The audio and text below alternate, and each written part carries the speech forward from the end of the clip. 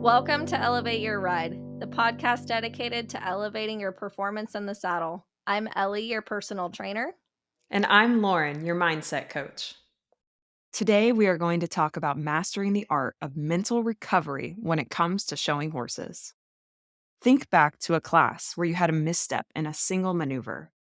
Did you allow this misstep to lead to a further downward spiral that cost you the class? Or were you able to dismiss your fumble and continue on like nothing even happened? The ability to recover from a mistake is one that differentiates the good from the great in every sport. This mental ability to adjust in the moment is one that comes from hours of practice and trust in your skills to be able to get things back on track when something goes wrong. In the sport of golf, this ability to recover is called the bounce back. It's an actual analytic that is tracked based on a golfer's ability to recover after a poor round. In golf, perfection is almost impossible. So it's completely normal to witness a golfer hit a bad round. However, a mentally strong golfer will be able to throw away the memory of the poor round and get right back on track with a strong swing that produces a low scoring next hole. When we take this concept and apply it to showing horses, we can see its importance not only when performing in a single class, but when we try to tackle a multiple day-long horse show. Horse showing rarely produces perfect runs, let alone multiple perfect classes in a row. So, our ability as a rider to mentally bounce back when something goes awry is what develops us from a good into a great horseman. So, how can we improve our mental mastery of the bounce back as a horseman? Today, we are going to cover 3 different areas to focus on that will improve your bounce back percentage in the show pen. The first area that we're going to dive into is practice. I'm sure you've heard the saying, proper practice prevents poor performance. That's something that I lived off of when I was growing up. I thought the more I practiced, the better I was going to be. However, in my mind, practice needed to be perfect. I thought if I did not have a perfect practice, then that meant I was failing. That meant that I was not going to go and have a good performance in the show pen. However, as I've grown and worked with multiple trainers who had great insights into the mental aspects of the game, poor practice, when reflected upon and changed, actually makes for a better performance. Are you looking for that extra competitive edge, struggling with show pen anxiety, or looking to set and achieve meaningful goals with your horse? Schedule a session with me, Lauren, your dedicated mindset coach. As an experienced competitor, I understand the mental demands required to excel at the highest level, and am here to support you in building a plan to help you stay accountable and reaching those goals. For more information, check out laurencervelli.com or click on the website link in our show notes. Let's work together to elevate your ride.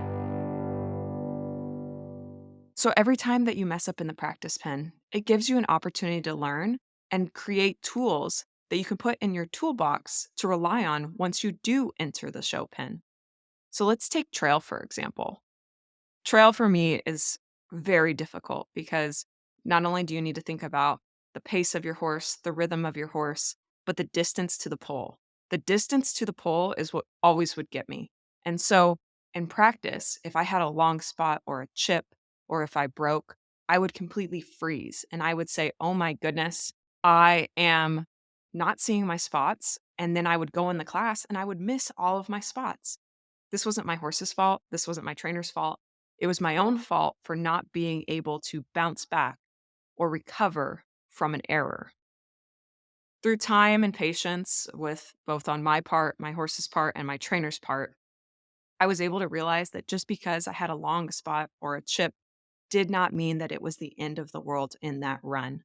I was able to see by looking at scorecards when I would bounce back from a rough spot that, wow, I can still get +1s for the rest of my course. And just because I got a 0 on one of the 10 maneuvers doesn't mean I don't still have a chance at winning. But if I didn't practice getting a long spot and then recovering after, getting a chip and then recovering after, I would never have been able to apply it in the show pen. Practice also helps you to understand and feel your horse. It helps you to understand your horse's emotions and be able to help regulate their emotions because their emotions in the show pen are just as important as yours are. So by practicing, you'll be able to dial in on that and know what you need to provide for them as a horseman when you're in those moments. Practice is also critical when preparing for the class. This is where having a trusted friend, a great trainer, and just a support system that you can rely on before going in is huge. Because when you're practicing, you can get a feel of, oh man, I'm kind of leaning towards being long today, or I'm leaning towards chipping today. You can go and talk to your trainer or friend and say, this is where I'm at. What can we do to make this a showable situation? Because, like in golf, horse showing is rarely perfect, especially with so many different maneuvers back to back. So, being able to have a great bounce back, that's what's going to get you through and help turn you into a great horseman. Another area that we can talk about is leaving your ego at the door. This can be a tough one because as a showman, we do all possess a certain level of ego, right? We have to want to be the best. Otherwise, why would we be doing this? And that's just an honest statement to make about it. It doesn't mean that you have to be cocky. It doesn't mean that you have to be rude. But there is something inside you that says, I can be really successful at this. I can be the best at this. Otherwise, you wouldn't be doing it.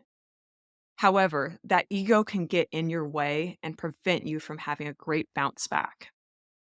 In order to improve your bounce back, you can't let a mistake cut your ego off. Your ego has to be left at the door. While you need that to give you that kind of certain edge and confidence when stepping into the pen and give you that presence that says, watch me, I got this, you can't let it overcome to where when you do have a mistake, your ego shatters and you completely give up, or your ego shatters and you get frustrated. You have to check that part of your ego at the door. You have to say, this is a technical or strategic issue that I am going to work through. This is not an emotional issue that I'm going to work through. So when you have that long spot, you say, okay, how are we going to adjust? How do I change my horse's rhythm? How do I change where I'm seeing things? Talk to your trainer. Don't get mad. Don't get disappointed. Allow the mistake to be an opportunity to learn and grow and build the tools that you need in order to be a great horseman. The ego is such an interesting concept because it's a double-edged sword. You need it, but it will also be your demise if you let it take over. So definitely be able to harness its power that will give you that extra competitive edge, but don't let it completely take you over to where it paralyzes you with either fear or frustration. Hi, everyone. It's your personal trainer, Ellie. If you're looking to become a stronger, more balanced, and flexible rider, I'm here to help. I offer virtual personal training sessions and customized workout plans that you can complete on your own. As a fellow competitor, I understand the physical demands riding requires, and my goal is to help you perform your best for your horse, whether you're preparing for a show or just want to improve your everyday rides.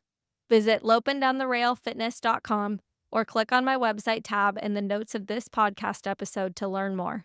Let's work together to elevate your ride. The final thing that we need to do is let it go. And this is a huge topic because it is so hard to let something go. I'll give you an example of a horse show that I went to several years back. I went to Sun Circuit. I had a phenomenal horse. I had a great trainer. I had all the skills that I needed to be successful. However, at Sun Circuit, you show 3 different times. And the first set of classes, I completely tanked. There was nothing that was slightly redeeming. I went too fast, too hard, and it was not received very well from the judges' opinions, which rightfully so, it shouldn't have been. It was not smooth and it was not attractive.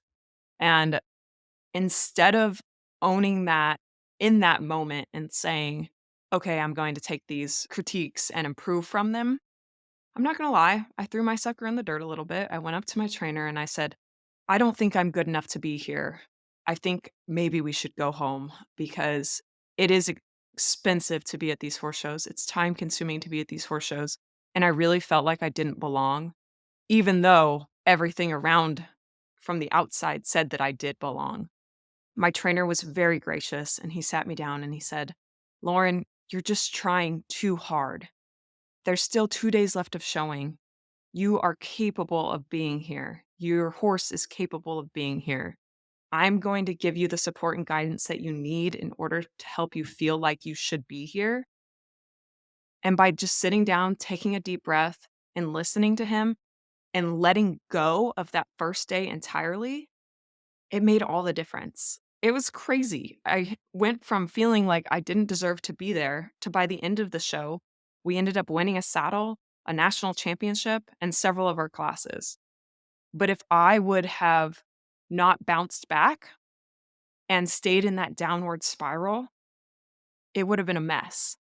And it's so easy for me to sit here and tell you, yeah, you need to work on your bounce back because the possibilities are endless once you do. But until you experience that, it's not really going to resonate. Because once I experienced that moment, it's been a game changer for me. Now, whenever I have an issue in the pen or an issue with a class, I'm able to let it go.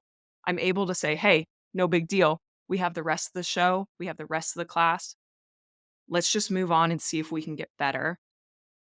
But I will admit that a big part of that was by having proof in the pudding that if I do let something go, it can get better. So for now, until you can experience that actual letting go and things getting better, I want you to come back to this episode, listen to that story, and say, this can be me. This can be my reality. I just need to let it go, keep practicing, and leave my ego at the door. Hey, Elevate Your Ride fans. Are you loving our show and looking for a way to show your support? Check out our line of Elevate Your Ride merchandise. From stylish t-shirts to cozy hoodies to journals and hats, we have everything you need to represent your favorite podcast. Ready to gear up? Click on the Buy Our Merchandise Here link in the podcast notes, or head on over to our website, elevateyourride.co, and click on the Store tab. Thank you for your support. Make sure to like, follow, and share our platform with your friends. So, at your next horse show, I want you to really focus on your bounce back. Look at it as a challenge and an opportunity to be better. I want you to try and say, okay, if I have a mistake, how much better can I be for the rest of the run? Look at it as an opportunity to try different things. Okay, you messed up. Well, you know what? Maybe let's try to work on getting our feet right on a serpentine. Or maybe let's try to have the best transition that we've ever had. Let's, instead of looking at the whole run and trying to win, let's break down each maneuver afterwards and try to make each of those be the best that we can be. Let's use it as an opportunity to talk to our trainer and say, where did this go wrong? What should I have felt? And how can I change it in the future? So that way, when I feel it starting to happen, I can bounce back before the mistake even happens, right? Because that's when you really start hitting a whole new level, is being able to feel something coming on, correct it, and then no one else from the outside would even know that that was about to happen. Failure is a great gift if we allow it to be. So don't be afraid of it. Lean into it and embrace where it can take you. I just can't believe that listening to the world of golf would teach me so much about riding horses and really open up a whole new world for me. So take this into the week with you, take this into your next show, and I can't wait to hear all the ways that it's helped and changed your ride. Thank you for listening to Elevate Your Ride. Find us on Instagram and Facebook, all linked in the podcast notes. We'll see you next time.